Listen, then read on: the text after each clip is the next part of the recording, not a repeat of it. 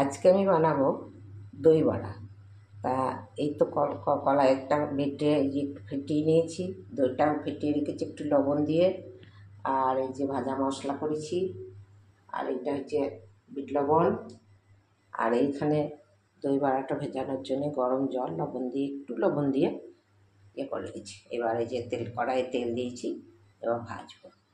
দই বড়াগুলো ভেজে নিচ্ছি, ভেজে নিয়ে এই গরম জল 1 চিমটি লবণ দিয়ে গরম জল করলাম, এই জলটাতে দেব।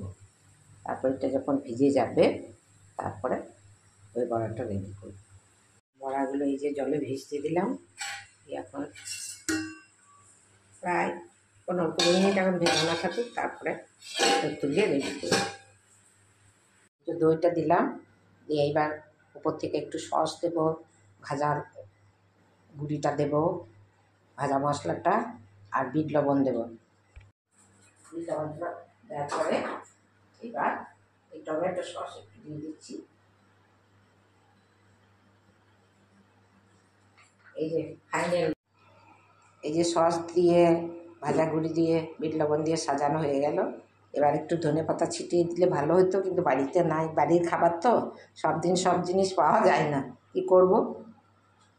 না দিলে সবুজ চাটনি একটা করতাম, আবার পরে যেদিন করব সেদিন আবার সবুজ চাটনি শুধু দেখাবো।